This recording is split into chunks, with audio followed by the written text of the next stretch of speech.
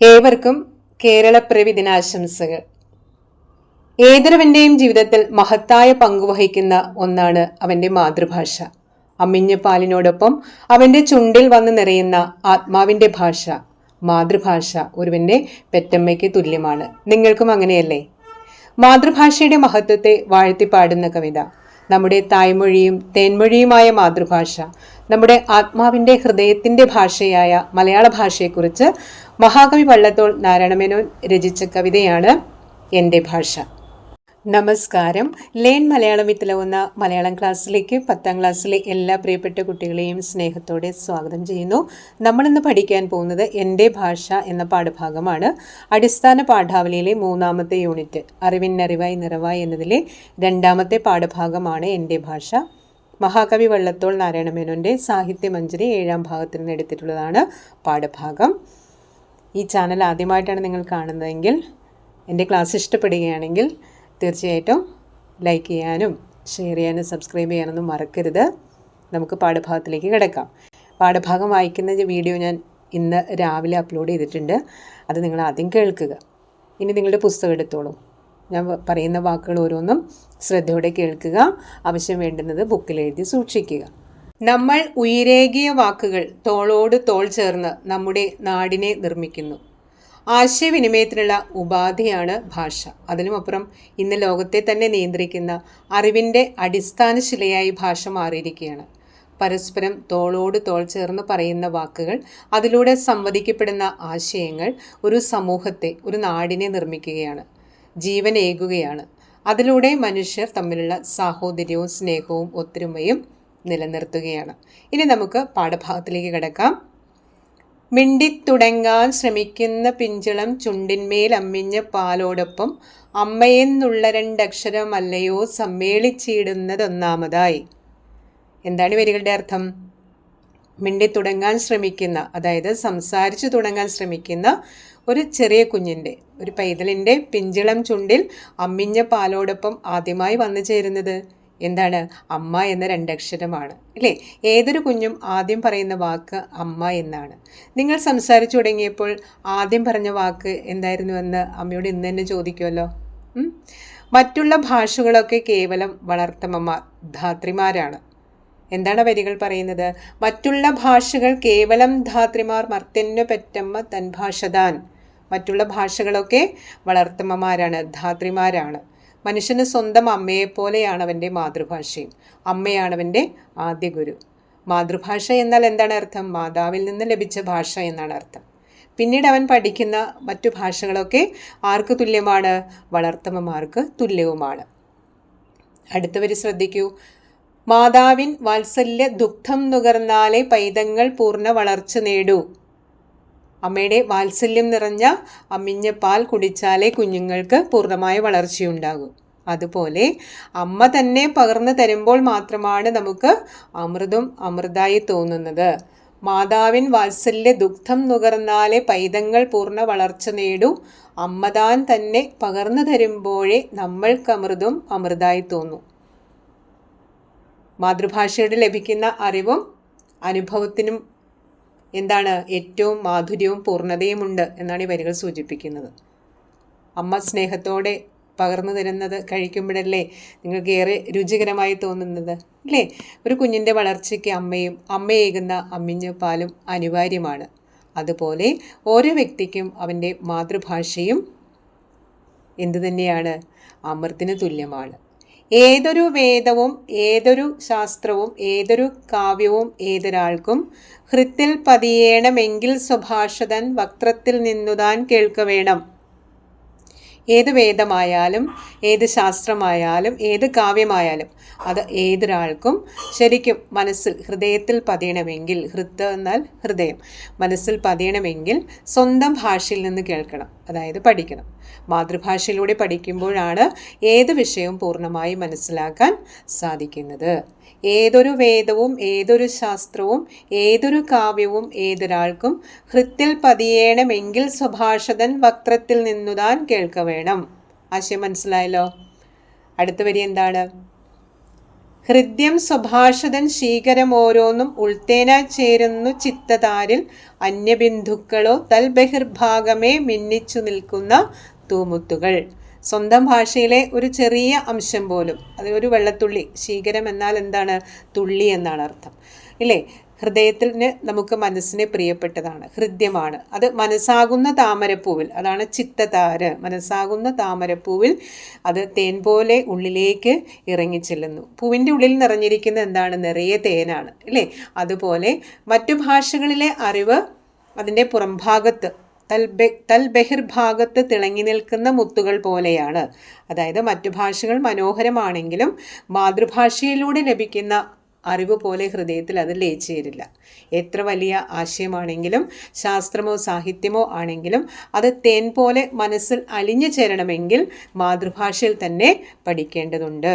അതായത് മറ്റു ഭാഷകളിലെ അറിവ് പലപ്പോഴും പുറമേ മാത്രം ശോഭിക്കുന്ന മുത്തുകൾ പോലെയാണെന്നാണ് കവി പറയുന്നത്. അതായത് മാതൃഭാഷ പഠനത്തിൻ്റെ ആഴത്തിലുള്ള സ്വാധീനം, നമ്മിൽ ചെലുത്തുന്ന സ്വാധീനം, നമുക്ക് മനസ്സിലാക്കാനുള്ള ആ ഒരു കഴിവ്, അതുപോലെ തന്നെ അതിൻ്റെ മഹിമയുമാണ് ഈ വരികളിലൂടെ സൂചിപ്പിക്കുന്നത്. അപ്പോൾ മാതൃഭാഷ എന്ന് പറയുന്നത് പൂവിൻ്റെ ഉള്ളിൽ നിറഞ്ഞിരിക്കുന്ന തേൻ പോലെ ഹൃദ്യമാണ്. അതുപോലെ തന്നെ മറ്റു ഭാഷകൾ പൂവിന് പുറത്ത് പറ്റി നിൽക്കുന്ന വെള്ളത്തുള്ളികൾ പോലെയാണെന്നാണ് കവി പറയുന്നത്. അടുത്ത വരി എങ്ങനെയാണ്? ആദിമകാവ്യവും പഞ്ചമവേദവും നീതിപ്പൊരുളും ഉപനിഷത്തും പാടി സ്വകീയരെ കേൾപ്പിച്ച കൈരളി പാടവഹീനയെന്നാർ പറയും. ആദികാവ്യം, ആദികവി എന്നൊക്കെ അറിയപ്പെടുന്ന അറിയാമല്ലോ. ആദികാവ്യം രാമായണമാണ്, ആദികവി വാൽമീകിയാണ്, അല്ലേ? ആദികാവ്യമായ രാമായണവും പഞ്ചമവേദം എന്നറിയപ്പെടുന്ന 4 വേദങ്ങളാണ് ഋഗ്വേദം, യജുർവേദം, സാമവേദം, അഥർവേദം. അതിൽ 5ാമത്തെ വേദം എന്നറിയപ്പെടുന്ന മഹാഭാരതവും വിവിധ വിജ്ഞാന ശാഖകളിൽ അറിവ് പ്രദാനം ചെയ്യുന്ന എന്തൊക്കെയാണ്? ഭഗവത്ഗീത, നീതിസാരം, അതുപോലെ തന്നെ അർത്ഥശാസ്ത്രം, ചിന്താരത്നം തുടങ്ങിയ സംസ്കൃതത്തിലുള്ള കൃതികളെല്ലാം തന്നെ മലയാളത്തിലേക്ക് വിവർത്തനം ചെയ്തിട്ടുണ്ട്, അല്ലേ? അങ്ങനെ സംസ്കൃത സാഹിത്യത്തിൻ്റെ മുതൽക്കൂട്ടുകളെന്ന് വിശേഷിപ്പിക്കപ്പെടുന്ന മേൽപ്പറഞ്ഞ ഗ്രന്ഥങ്ങളെയൊക്കെ, മഹത് ഗ്രന്ഥങ്ങളെയൊക്കെ ഉൾക്കൊള്ളാൻ ആർക്ക് കഴിഞ്ഞിട്ടുണ്ട്? മലയാള ഭാഷയ്ക്ക് കഴിഞ്ഞിട്ടുണ്ട്. അതായത് ഇതെല്ലാം മലയാള ഭാഷയിലേക്ക് നമ്മുടെ മഹാന്മാരായിട്ടുള്ള എഴുത്തുകാർ ഭാഷയിലേക്ക് സംഭാവന ചെയ്തിട്ടുണ്ട്. നമ്മുടെ ഇതിഹാസ കാവ്യങ്ങളായ രാമായണവും മഹാഭാരതവും ഒക്കെ, അധ്യാത്മരാമായണം കിളിപ്പാട്ട്, മഹാഭാരതം കിളിപ്പാട്ട് എന്ന പേരിൽ നമ്മുടെ ഭാഷാകവിയാണ്, നമ്മുടെ മലയാള ഭാഷയുടെ പിതാവായ തുഞ്ചത്ത് രാമാനുജൻ എഴുത്തച്ഛനാണ് നമുക്ക് സമ്മാനിച്ചിട്ടുള്ളത്. അതേപോലെ ഈ മേൽപ്പറഞ്ഞ കൃതികളെല്ലാം തന്നെ, സംസ്കൃത കൃതികളെല്ലാം തന്നെ മലയാളത്തിലേക്ക് തർജ്ജമ ചെയ്യപ്പെട്ടിട്ടുണ്ട്. അതായത് ഈ മഹത്തായ ഗ്രന്ഥങ്ങളിലെ ആശയങ്ങളെല്ലാം സ്വന്തം ജനങ്ങളെ, സ്വകീയരെ പാടി കേൾപ്പിച്ച കൈരളി എന്ന് പറഞ്ഞ മാതൃഭാഷ. നമ്മുടെ മലയാള ഭാഷയ്ക്ക് കഴിവില്ലാന്ന് എങ്ങനെ പറയും? നമ്മുടെ മലയാള ഭാഷയ്ക്ക് പാടവഹീന, കഴിവില്ലാത്തവൾ എന്ന് ആർക്കാണ് സൂചിപ്പിക്കാൻ കഴിയുക? അതായത് നമ്മുടെ മലയാള ഭാഷയ്ക്ക് കഴിവുണ്ട്, പാടവഹീനയല്ലെന്ന ആർ പറയും എന്ന് പറഞ്ഞാൽ ആർക്കും പറയാൻ പറ്റില്ല. നമ്മുടെ ഭാഷ അത്രയ്ക്കും മേന്മയുള്ളതാണ്. രാമായണം, മഹാഭാരതം, നീതിസാരം, അർത്ഥശാസ്ത്രം, ഉപനിഷത്തുകൾ, ഇതൊക്കെ തന്നെ ആ ശ്രേഷ്ഠമായ ഗ്രന്ഥങ്ങളിൽ വലിയ ആശയങ്ങളൊക്കെ വളരെ ലളിതമായിട്ട് സ്വന്തം ജനങ്ങൾക്ക്, സ്വകീയർക്ക് മനസ്സിലാക്കി കൊടുക്കാൻ കഴിവുള്ള ഭാഷയാണ് മലയാളം. ഇത്രയധികം കാര്യങ്ങൾ ഉൾക്കൊള്ളിക്കാൻ, അതെങ്ങനെ ആവിഷ്കരിക്കാൻ നമ്മുടെ മലയാള ഭാഷയ്ക്ക് ഒട്ടും കഴിവ് കുറവില്ല എന്ന് വളരെ അഭിമാനത്തോടെയാണ് കവി ഇവിടെ സൂചിപ്പിക്കുന്നത്. വരികൾ ഒന്നുകൂടി വായിക്കാം. ആദിമകാവ്യവും പഞ്ചമവേദവും നീതിപ്പൊരുളും ഉപനിഷത്തും പാടി സ്വകീയരെ കേൾപ്പിച്ച കൈരളി പാടവഹീനയെന്നാർ പറയും. അത്രയും മനസ്സിലായല്ലോ. അടുത്ത വരിയിലേക്ക് ശ്രദ്ധിക്കൂ. ബുദ്ധിമാന്മാരെ സ്വഭാഷത്തറവാട്ടിൽ സ്വത്തു വളർത്തുവാൻ യത്നം ചെയ്യുവേ, ആലസ്യത്തിനു നിവാപാമ്പു നൽകുവിൻ ഭാലത്തിലോലും വിയർപ്പിനാലേ. എന്താണ് ഈ വരികളിലൂടെ സൂചിപ്പിക്കുന്നത്? അതായത് ബുദ്ധിമാന്മാരോട്, പണ്ഡിതരോട് കവിയുടെ ആഹ്വാനമാണ്. അതായത് സ്വന്തം ഭാഷയാകുന്ന തറവാട്ടിൽ, സ്വഭാഷത്തറവാട്ടിൽ സ്വത്ത് വളർത്തുവാൻ. എന്താണ് സ്വത്ത് വളർത്തുക എന്ന് പറഞ്ഞത്? അറിവാകുന്ന സ്വത്ത്, അത് കൂടുതൽ ഉണ്ടാക്കുവാൻ, വളർത്തുവാൻ എന്ത് ചെയ്യണം? യത്നം ചെയ്യുവിൻ, പരിശ്രമിക്കുവിൻ എന്നാണ്. സ്വത്ത് വളർത്തുവാൻ യത്നം ചെയ്യുവിൻ. അതായത് അറിവ് സമ്പത്താണ്. വിത്തമെന്തിനു വർത്യന്നു വിദ്യ കൈവശമാവുകിൽ എന്നാണ്. അറിവുണ്ടെങ്കിൽ പിന്നെ പ്രത്യേകിച്ച് വേറെ സമ്പത്തിൻ്റെ ആവശ്യമില്ല. കൊണ്ടുപോകില്ല ചോരന്മാർ കൊടുക്കുന്തോറും ഏറിടും എന്നാണ്, ഇല്ലേ? അതുകൊണ്ട് തന്നെയാണ് ഈ ക്ലാസ് നിങ്ങൾക്ക് ഇഷ്ടപ്പെടുകയാണെങ്കിൽ നിങ്ങളുടെ കൂട്ടുകാർക്ക് അയച്ചു കൊടുക്കണം എന്ന് ഞാൻ പറഞ്ഞത്. ഓക്കെ, മനസ്സിലായല്ലോ? ആശയം മനസ്സിലായി കാണല്ലോ. അപ്പോൾ വരികൾ ശ്രദ്ധിക്കൂ. ആലസ്യത്തിനു നിവാപാമ്പു നൽകുവിൻ ഭാലത്തിലോലും വിയർപ്പിനാലേ. നിങ്ങളുടെ ഭാലം എന്ന് വെച്ചാൽ നെറ്റിയാണ്. നിങ്ങളുടെ നെറ്റിയിൽ പൊടിയുന്ന ആ വിയർപ്പ് കൊണ്ട്, അതായത് ഭാലത്തിലോലും വിയർപ്പിനാലേ, കഠിനാധ്വാനം, അധ്വാനിക്കുമ്പോഴല്ലേ വിയർക്കുക അല്ലേ? കഠിനാധ്വാനം കൊണ്ട് ആലസ്യത്തെ എങ്ങനെയാണ് നമ്മൾ മാറ്റേണ്ടത്? മരണാനന്തര ക്രിയയ്ക്ക് നൽകുന്ന ജലം പോലെ നൽകി അലസതയെ ഇല്ലാതാക്കൂ. അതായത് അലസത വെടിഞ്ഞ് മാതൃഭാഷയുടെ ഉന്നമനത്തിനായിട്ട് കഠിനാധ്വാനം ചെയ്യൂ എന്നാണ് കവി നമ്മോട് പറയുന്നത്. അപ്പോൾ വെറുതെ ഇരിക്കാൻ പാടില്ല. മലയാള ഭാഷയുടെ പുരോഗതിക്ക് ആവശ്യമായിട്ടുള്ള പരിശ്രമങ്ങൾ നമ്മുടെ ഭാഗത്തുനിന്ന് ഉണ്ടാകണം. അലസത നമ്മൾ വെടിയേണ്ടിയിരിക്കുന്നു.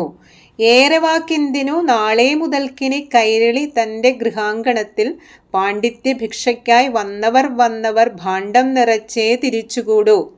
ഞാൻ വായിക്കുമ്പോൾ നിങ്ങൾ പുസ്തകത്തിൽ ശ്രദ്ധിക്കുക. ഓക്കെ, ഏറെ വാക്കുകൾ എന്തിനാണ്? ഇനി എന്തിനാണ് ഏറെ പറയുന്നത് അല്ലേ? നാളെ മുതൽ എന്താണ്? നാളെ മുതൽ മലയാള ഭാഷയുടെ ഗൃഹാങ്കണത്തിൽ, വീട്ടുമുറ്റത്ത്, മുറ്റത്ത് എന്ത് വേണം? പാണ്ഡിത്യ ഭിക്ഷയ്ക്കായി, അറിവ് തേടി വരുന്ന ആളുകൾക്കെല്ലാം, അറിവ് തേടി നമ്മുടെ ഭാഷയാകുന്ന വീട്ടുമുറ്റത്തെത്തുന്ന ആളുകൾക്ക് എന്ത് വേണം? നമ്മൾ എന്താ ചെയ്യേണ്ടത്? അവരുടെ സഞ്ചി നിറയെ ഭാണ്ഡം നിറച്ച് തിരിച്ചു നൽകൂ എന്നാണ് പറയുന്നത്. എല്ലാവർക്കും അവർക്ക് വേണ്ടതായ അറിവ് പകർന്നു കൊടുക്കൂ എന്നാണ് പറയുന്നത്. ഒന്നുകൂടി വരികൾ വായിക്കാം. ഏറെ വാക്കെന്തിനു നാളെ മുതൽക്കിനി കൈരളി തൻ്റെ ഗൃഹാങ്കണത്തിൽ പാണ്ഡിത്യ ഭിക്ഷയ്ക്കായി വന്നവർ ഭാണ്ഡം നിറച്ചേ തിരിച്ചുകൂടൂ. ഏറെ വാക്കുകൾ എന്തിന് അല്ലേ?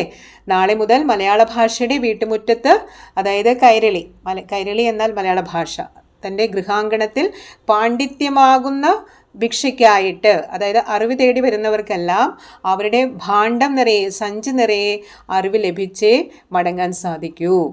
മലയാള ഭാഷയിൽ എന്തുണ്ടാവണം? അത്രയ്ക്കധികം വിജ്ഞാനം ഉണ്ടായേ തീരൂ. കേടറ്റൊരൗദാര്യശീലത്തിൽ എന്നേ കേളി കേട്ടുള്ളവർ കേരളീയർ. നമ്മൾ എങ്ങനെയുള്ളവരാണ്? ഔദാര്യശീലത്തിന് കേളി കേട്ടവരാണ്, പേര് കേട്ടവരാണ്. അതായത് ദയോടുകൂടിയ പെരുമാറ്റത്തിന് എന്നും പേര് കേട്ടവരാണ് കേരളീയർ. ആ ഔദാര്യം ഭാഷാപരമായ അറിവ് നൽകുന്നതിലും ഉണ്ടാകണം എന്നാണ് കവിയോട് പറയുന്നത്. അപ്പോൾ നമ്മൾ നേടിയിട്ടുള്ളതായ അറിവുകൾ മറ്റുള്ളവർക്ക് കൂടി പകർന്നു കൊടുക്കാൻ തക്ക പ്രാപ്തിയും വേണം. അത് പകർന്നു കൊടുക്കാനുള്ള ഒരു മനസ്സ് നമുക്ക് വേണമെന്നാണ്. നമ്മൾ അറിവ് നേടിയാൽ അത് നമ്മുടെ മനസ്സിനകത്ത് നമുക്ക് മാത്രമായിട്ട് വയ്ക്കുകയല്ല, മറ്റുള്ളവരിലേക്കും അത് പകർന്നു കൊടുക്കുമ്പോഴാണ് ആ അറിവിന് കൂടുതൽ തേജസ് ഉണ്ടാവുകയുള്ളൂ. ഏറെ വാക്കെന്തിനു നാളെ മുതൽക്കിനി കൈരളി തൻ്റെ ഗൃഹാങ്കണത്തിൽ പാണ്ഡിത്യ ഭിക്ഷയ്ക്കായി വന്നവർ ഭാണ്ഡം നിറച്ചേ തിരിച്ചുകൂടൂ. കേടറ്റൊരൗദാര്യ ശീലത്തിൽ എന്നേ കേളികേട്ടുള്ളവർ കേരളീയർ. അർത്ഥം മനസ്സിലായല്ലോ? മാതൃഭാഷയാകുന്ന മലയാളത്തെ സമ്പന്നമാക്കാൻ നമ്മൾ കഠിനാധ്വാനം ചെയ്യണം എന്നാണ് കവി പണ്ഡിതന്മാരോടും ബുദ്ധിജീവികളോടൊക്കെ ആഹ്വാനം ചെയ്യുന്നത്. അപ്പോൾ ഇനി കഠിനാധ്വാനം ചെയ്യണമെങ്കിൽ എന്ത് വേണം? നമ്മുടെ മടിയൊക്കെ, അലസതയൊക്കെ നമ്മൾ മാറ്റിവെക്കണം. അതിനൊക്കെ മാറ്റിവെച്ച് നമ്മൾ പരിശ്രമിക്കണം. അങ്ങനെ ലോകത്തിൻ്റെ നാനാഭാഗത്തു നിന്നും അറിവ് തേടി വരുന്ന വിവിധ വിജ്ഞാന ശാഖകളിൽ, സാഹിത്യശാഖകളിൽ അറിവ് തേടി വരുന്ന, വൈദ്യമായാലും ശാസ്ത്രമായാലും സാങ്കേതികമാണെങ്കിൽ ഏത് സാഹിത്യമാണെങ്കിലും ഏത് മേഖലയിലുള്ള അറിവ് തേടി ലോകത്തിൻ്റെ നാനാഭാഗങ്ങളിൽ നിന്ന് വരുന്നവർക്ക് അത് പകർന്നു നൽകാൻ തക്കവണ്ണം നമ്മുടെ ഭാഷ വളരണം എന്നാണ്. ആ വളർച്ചയ്ക്ക് നമ്മൾ കഠിനമായി പരിശ്രമിക്കേണ്ടതുണ്ട്. നമ്മൾ എങ്ങനെയുള്ളവരാണ്? ഉദാരശീലരാണ്, വളരെ ദയോടുകൂടിയ പെരുമാറ്റമുള്ളവരാണെന്നാണ് കവി പറയുന്നത് അല്ലേ? മലയാളികൾ വിജ്ഞാനം നൽകുന്ന കാര്യത്തിലും എന്തു വേണം? ആ ഔദാര്യം കാണിക്കണം, ആ കഴിവ് പ്രകടിപ്പിക്കണം. മറ്റുള്ളവർക്ക് അറിവ് പകർന്നു കൊടുക്കാനുള്ള ഒരു മനസ്സ് നമുക്ക് ഉണ്ടാകണം. അറിവ് തേടി വരുന്നവർക്ക് താൻ നേടിയതായിട്ടുള്ള ആ വിജ്ഞാന ഭണ്ഡാകാരത്തിൽ നിന്ന്, ആ ഭാണ്ഡത്തിൽ നിന്ന് എന്ത് വേണം? ആ സഞ്ചിയിൽ നിന്ന്, വിജ്ഞാന സഞ്ചയത്തിൽ നിന്ന് മറ്റുള്ളവർക്ക് അറിവ് പകർന്നു കൊടുക്കാൻ തയ്യാറാകുമ്പോഴാണ് നമ്മളും നമ്മുടെ ഭാഷയും ഈ ലോകത്തിൻ്റെ നെറുകയിൽ എത്തുകയുള്ളൂ എന്നാണ് കവി പറയുന്നത്. എത്ര മഹത്തായ ആശയമാണ് അല്ലേ? പാഠഭാഗം നിങ്ങൾക്ക് മനസ്സിലായോ? മനസ്സിലായെങ്കിൽ നിങ്ങൾ കമൻറ്റ് ചെയ്യണം. ഇനി ഇതിൻ്റെ ചോദ്യോത്തരങ്ങൾ ആവശ്യമുണ്ടെങ്കിൽ നിങ്ങൾ കമൻറ്റ് ചെയ്യണം. ഒരുപക്ഷെ ആദ്യമായി കേൾക്കുന്നവരുണ്ടാകാം, ഒരുപക്ഷെ എൻ്റെ ഒപ്പം സഞ്ചരിക്കുന്നവരുണ്ടാകാം. ആര് തന്നെ ആയാലും നിങ്ങൾ തീർച്ചയായിട്ടും എന്ത് വേണം, ഹൈപ്പ് ചെയ്യാനും ഷെയർ ചെയ്യാനും സബ്സ്ക്രൈബ് ചെയ്യാനൊന്നും മറക്കരുത്. ബാക്കി ഭാഗം നിങ്ങൾ ഇഷ്ടപ്പെടുന്നു, അതിൻ്റെ തുടർച്ച ആവശ്യമുണ്ട് എങ്കിൽ തീർച്ചയായിട്ടും കമൻറ്റ് ചെയ്യുക. Okay, thank you. അടുത്ത ക്ലാസ്സിൽ കാണാം.